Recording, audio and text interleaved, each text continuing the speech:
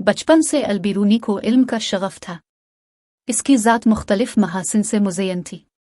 इसकी शख्सियत एक बेदार मग़ज़ ज़हन और दो मुतजस्सिस आँखों से मुरस्सा थी, जो हमेशा कुदरत के करिश्मों को अपने में समोने के लिए बेताब रहती। इसके जिस्म में एक बेचैन रूह थी, जो हमेशा हक़ायक़ को जांचने, परखने और तज्ज़िया करने में लगी रहती थी। इसके अंदर तड़पता हुआ एहसास ये था कि ये आलमी वसी और मुख्तलिफ अल्नों है और ये कि इसमें जाने की बहुत गुंजाइश है। अलबिरूनी ने इन महासिन की मदद से कि जिनसे वो आरास्ता था गैर मालूम को समझने में मदद ली और बिला तफरीक मजहब, मिल्लत और कौम जहाँ से इसे जो कुछ मिला हासिल किया, और यहाँ तक कि ज़बान के क़यूद इसकी राह में हाइल ना हो सके। अलबिरूनी की एक और खूबी के जिसने इसके इल्म व इदराक को वसअत देने में मदद की, वो इसके मिजाज की अकमलियत थी। चाहे कोई भी मसला मज़मून हो, जब तक कि वो इसकी तह तक नहीं पहुँच जाता था नहीं छोड़ता था। वो खुद लिखता है कि मैं मुनासिब नहीं समझता कि किसी मज़मून से गुजर जाऊं कि जिसका इल्म मुझे सरसरी हो। मैं इसके बारे में तज़किरा करना इस वक्त तक नहीं छोड़ूंगा जब तक कि मैंने इस पर मुकम्मल तौर पर काबू ना पा लिया हो, और इसलिए कभी कभी उन अनदेखी राहों से गुजरा जो इसकी दायरा नज़र से परे थी, मगर एक बार कदम उठा लेने के बाद इसने कभी पीछे पलट कर नहीं देखा। किताबों का सरमाया जहाँ कहीं से भी दस्तयाब हुआ उसने हासिल करने की सही की। इसी तरह आलिमों को चाहे वो दूर दराज मकामात पर हों, अपनी आगही को वसअत देने और नए मज़ामीन से रोशनास कराने के लिए हासिल किए। अलबिरूनी एक हफ्त ज़ुबान था। इसको दुनिया की उन ज़ुबानों से वाकिफ़ियत, ख़ास तौर से वो जो इसके अपने मुल्क के क़ुर्ब और जवार में बोली जाती थी, या वो कि जिनमें इस वक्त का ज़्यादातर साइंसी और फ़लसफ़ियाना अदब महफूज था, बेमसल थी। इसमें कोई शक नहीं कि वो चंद ज़बानी था। वो फ़ारसी से वाकिफ़ था, इसलिए कि वो इसकी मादरी ज़बान थी। तुर्की ज़बान में भी यकता था, इसलिए नहीं कि इसका मुख ख़वारज़म एक तुर्की ज़बानी मुख था, बल्कि इसलिए भी कि यह गज़ना के उन तर्क बादशाहों की ज़बान थी जिनकी सरपरस्ती में वो अपनी उम्र के 44वें साल के बाद मुतवातिर रहा। अलबिरूनी ने शहंशाह मसूद की सरपरस्ती में बेशुमार किताबें इल्मुल हित और दीगर मुताल्लिक़ा मौज़ूआत पर तहरीर की। इनमें से अगरचे बहुत सी तहरीरें तलफ़ हो गई हैं, फिर भी इसकी मायानाज़ इल्मी तहरीर अल-क़ानून अल-मसूदी हमारे दरमियान मौजूद है। अलबिरूनी ने यह किताब सन 1030 में बादशाह की याद में बतौर नजराना अक़ीदत पेश की थी। अलबिरूनी ने सुल्तान मसूद के लिए 2 किताबें और लिखी हैं, जिनमें से एक दिन और रात में पाई जाने वाली लंबाइयों पर थी, और दूसरी किताब बोइज़म अल हरकतियन थी, जो कुरान के इक़्तिबासात पर मबनी थी। ये दोनों किताबें अब नापैद हैं। सुल्तान मसूद की वफ़ात हो गई।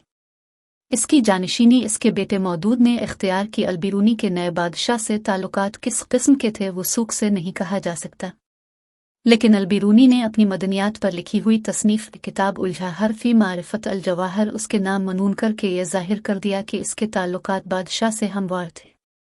एक दूसरी तख्लीक किताब अल-दस्तूर भी अलबिरूनी ने नए सुल्तान के लिए लिखी। इस साल की उम्र बहिसाब कमरी माह पर पहुंचकर उसने अपनी आखिरी किताब अल-सैदना अल-सैद इल्ला लिखी, जो अद्वियात से मुताल्लिक़ थी।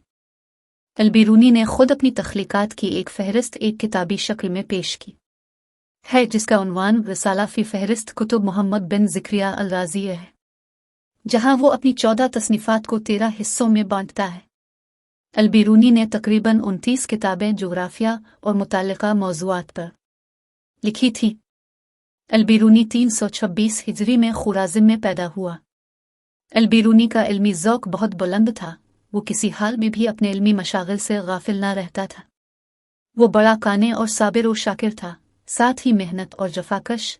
जब कभी मजबूर हो जाता तो वो फ़क्र माश करता, जहाँ अल्लाह ने ज़रूरत भर दे दिया फिर बेनियाज होकर अपने इल्मी मशागिल में मसरूफ़ हो जाता था। ये तरीक़ा मरते दम तक कायम रहा। अलबिरूनी का दिमाग जिद्दत पसंद था और उसकी मालूमात का दायरा निहायत वसी था। वो हर मसला को तहक़ीक़ व तजस्सुस की नज़र से देखता और अक्ल के मेयार पर परखता था। अलबिरूनी की तसानीफ़ में बहुत सी दिलचस्प बातें भी पाई जाती हैं। वो किसी मौजू पर लिखते हुए बड़े अच्छे अंदाज में जगह जगह मुख्तलिफ दिलचस्प बातें लिख जाता था कि पढ़ने वाले इस खुश्क मज़मून से घबराते नहीं। अलबिरूनी हर वाक़या को अक्ल की कसौटी पर परखता। वो अक्ल के ख़िलाफ़ किसी बात को नहीं मानता। आली दिमाग अलबिरूनी पहला गैर हिंदुस्तानी मशख़्स है जिसने संस्कृत ज़बान सीखी और अहल हिंद के मज़हब, रवायात और उनके फ़लसफ़ा का ख़ुद मुताला किया। हालांकि ये सब बातें हासिल कर लेना निहायत मुश्किल था।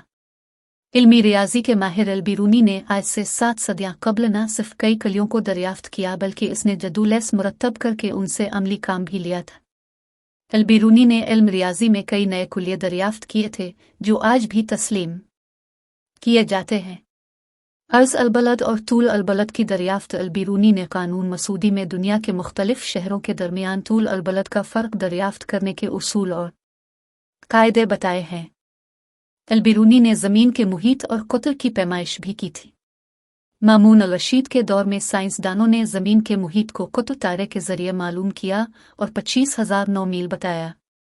मौरख़ीन लिखते हैं कि अल-बिरूनी जब संस्कृत ज़बान सीखने की गरज से पंजाब में मुकीम था और चाहता था कि किताब अल हिंद के लिए मवाद भी फराहम करे, तो एक बार वो पंजाब के इज़ला की सैर कर रहा था, से एक मैदान से गुजरना पड़ा। इत्तेफाक से वहाँ से एक बुलंद टीला नजर आया जिसे नंदना या टीला बालानाथ कहते हैं।